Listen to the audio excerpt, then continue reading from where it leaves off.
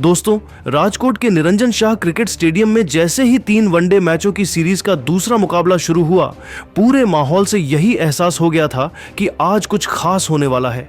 दर्शकों से खचाखच भरे स्टैंड्स, चारों तरफ गूंजता भारत भारत का नारा और मैदान पर उतरती टीम इंडिया का जबरदस्त आत्मविश्वास, हर चीज किसी बड़ी कहानी की भूमिका लिख रही थी।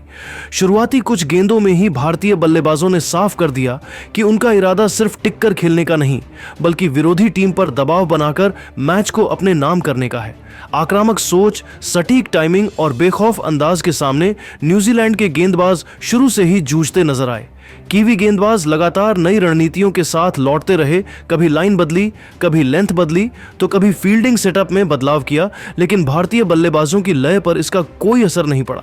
कभी गेंद कवर के ऊपर से सरकती हुई बाउंड्री के पार जाती दिखी, तो कभी मिड विकेट के ऊपर से हवा में तैरती हुई स्टैंड्स में जा गिरी। हर चौके और हर छक्के के साथ स्टेडियम का शोर और जोश आसमान छूता चला गया। यह पारी सिर्फ रन जोड़ने की नहीं थी, बल्कि एक मजबूत संदेश देने की थी कि इस सीरीज में भारत पूरी तैयारी और आत्मविश्वास के साथ उतरा है। हर ओवर के साथ टीम इंडिया अपनी पकड़ और मजबूत करती चली गई और न्यूजीलैंड पर दबाव बढ़ता गया। तो दोस्तों, इस वीडियो में हम आपको इस धमाकेदार मुकाबले के हर अहम पल से रूबरू कराने वाले हैं। किस बल्लेबाज ने खेला सबसे शानदार शॉट, किसने न्यूजीलैंड की गेंदबाजी की पूरी योजना बिगाड़ दी और कैसे टीम इंडिया ने इस मैच पर अपनी पकड़ मजबूत की। लेकिन उससे पहले आप हमें कमेंट में जरूर बताइए, क्या आपके हिसाब से यह वनडे सीरीज पूरी तरह भारत के नाम होने वाली है? और अगर आप भी टीम इंडिया के सच्चे फैन हैं तो वीडियो को लाइक और शेयर करना बिल्कुल ना भूलें। दोस्तों, राजकोट के निरंजन शाह क्रिकेट स्टेडियम में यह मुकाबला जिस अंदाज में आगे बढ़ा, उसने हर क्रिकेट फैन को आखिरी ओवर तक बांधे रखा। भारत और न्यूजीलैंड के बीच वनडे सीरीज के इस मैच में भारतीय कप्तान शुभमन गिल ने टॉस जीतकर पहले गेंदबाजी का फैसला किया।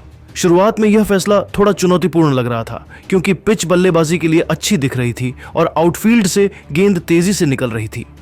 न्यूजीलैंड के ओपनर्स डेवन कॉनवे और हेनरी निकल्स ने इसी का फायदा उठाया। दोनों ने शुरुआती ओवरों में कोई जल्दबाजी नहीं दिखाई, सिंगल डबल के साथ साथ खराब गेंदों को बाउंड्री तक पहुंचाया और भारतीय गेंदबाजों को लगातार काम में लगाए रखा। पहले 6 ओवरों में ही स्कोर 42 तक पहुंच गया था और भारत को विकेट की तलाश थी। ब्रेक थ्रू 9वें ओवर में मिला, जब मोहम्मद सिराज की अंदर आती गेंद पर हेनरी निकल्स 31 रन बनाकर LBW हो गए। यह विकेट भारत के लिए राहत लेकर आया, लेकिन लैथम ने अपनी पारी जारी रखी। उनके साथ क्रीज पर आए विल यंग और दोनों ने मिलकर पारी को संभालते हुए स्कोरबोर्ड को आगे बढ़ाया। कॉनवे ने ड्राइव और कट से रन निकाले, वहीं विल यंग ने अपने क्लासिक अंदाज में गेंद को गैप में खेला। 20 ओवर पूरे होते होते न्यूजीलैंड एक विकेट पर 113 रन बना चुका था और मैच पूरी तरह संतुलन में दिख रहा था। यहीं से भारत ने वापसी की। कुलदीप यादव को गेंद सौंपी गई और उन्होंने अपनी विविधता से बल्लेबाजों को उलझा दिया। 23वें ओवर में कॉनवे 48 रन बनाकर डीप मिड विकेट पर कैच दे बैठे। इसके कुछ ओवर बाद ही कुलदीप ने विलियमसन को फ्लाइटेड गेंद पर आगे निकलने के लिए मजबूर किया और विकेट कीपर ने आसान स्टंपिंग कर दी। अचानक न्यूजीलैंड का स्कोर 138 पर 3 विकेट हो गया और दबाव साफ दिखने लगा। डेरिल मिचेल और ग्लेन फिलिप्स ने पारी को संभालने की कोशिश की। दोनों ने साझेदारी करते हुए रन गति को फिर से बढ़ाया और कुछ आकर्षक शॉट्स लगाए। मिचेल ने खास तौर पर स्पिन के खिलाफ बड़े शॉट्स खेले और 60 के पार पहुंच गए, लेकिन 39वें ओवर में नीतीश रेड्डी ने फिलिप्स को शॉर्ट गेंद पर फंसा लिया, जो सीधे फील्डर के हाथों में गई। इसके बाद मिचेल भी 64 रन बनाकर प्रसिद्ध कृष्णा की गेंद पर आउट हो गए। आखिरी ओवरों में कप्तान माइकल ब्रेसवेल और सैंटनर ने तेज रन जोड़ने की कोशिश की, लेकिन भारतीय गेंदबाजों ने लाइन लेंथ नहीं छोड़ी। न्यूजीलैंड की टीम 50 ओवरों में 7 विकेट के नुकसान पर 289 रन ही बना सकी। यह स्कोर सम्मानजनक था, लेकिन जिस शुरुआत के बाद 330 से 340 की उम्मीद की जा रही थी, वहां भारत की सटीक और अनुशासित गेंदबाजी ने कीवी टीम को पीछे धकेल दिया।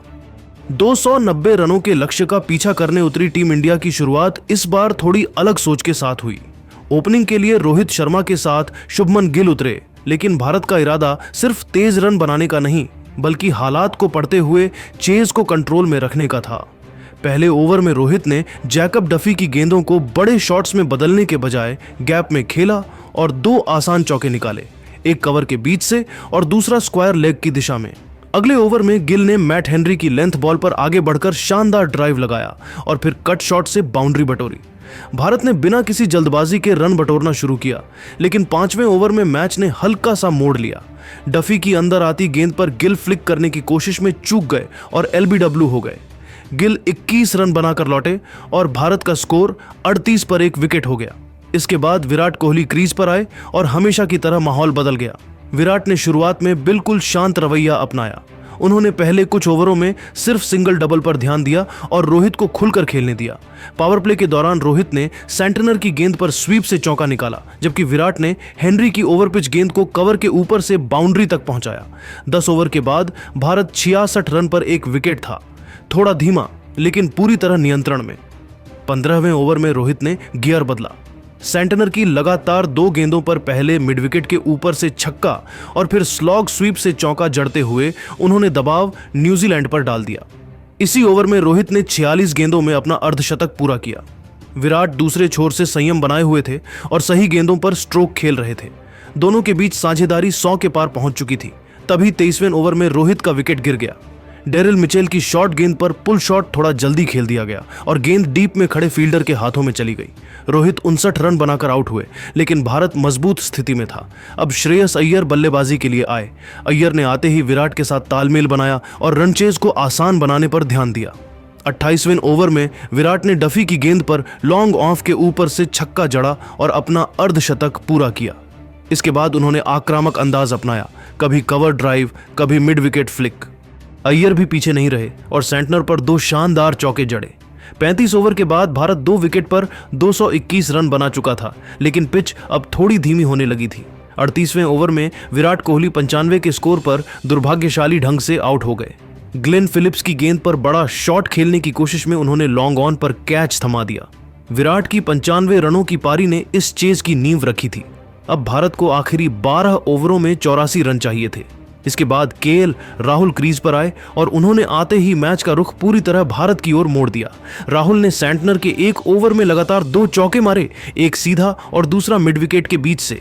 अगले ओवर में उन्होंने डफी की गेंद पर लॉन्ग ऑन के ऊपर से छक्का जड़ा और फिर स्क्वायर कट से चौका निकाल लिया। राहुल के 4 दमदार बाउंड्री शॉट्स ने रन रेट को अचानक नीचे ला दिया। दूसरी ओर अय्यर पूरी शांति से खेलते रहे। 44वें ओवर में अय्यर ने शानदार टाइमिंग के साथ अपना अर्धशतक पूरा किया। इसके बाद उन्होंने जिम्मेदारी संभालते हुए बड़े शॉट्स भी खेले।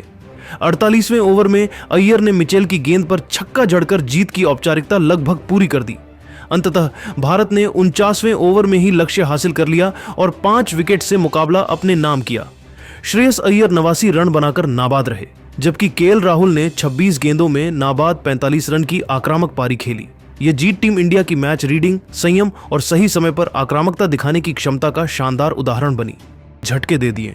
पहले उन्होंने सेट हो चुके डेवोन कॉनवे को 56 के निजी स्कोर पर पवेलियन भेजा, जो 67 गेंदों में 6 चौके और एक छक्के की मदद से खेली गई एक जिम्मेदार पारी थी। इस विकेट से भारतीय टीम में नई ऊर्जा देखने को मिली। इसी ओवर में हर्षित राणा ने हेनरी निकोल्स को भी आउट कर भारत की जोरदार वापसी कराई। निकोल्स 69 गेंदों में 62 रन बनाकर खेल रहे थे और उनकी पारी में 8 चौके शामिल थे।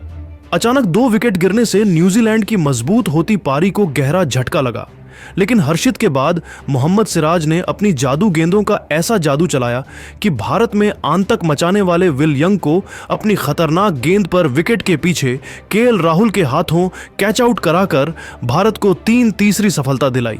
जो टीम कुछ देर पहले पूरी तरह हावी दिख रही थी, अब संभल कर खेलने पर मजबूर हो गई।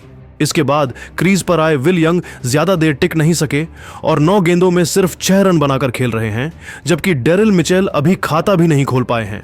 24 ओवर के बाद न्यूजीलैंड का स्कोर 150 रन पर 3 विकेट हो चुका है। रन रेट 5.26 का है, जो अब भी ठीक माना जाएगा, लेकिन शुरुआती लय टूट चुकी है। भारतीय गेंदबाजों की बात करें तो हर्षित राणा ने 6 ओवर में 34 रन देकर 2 विकेट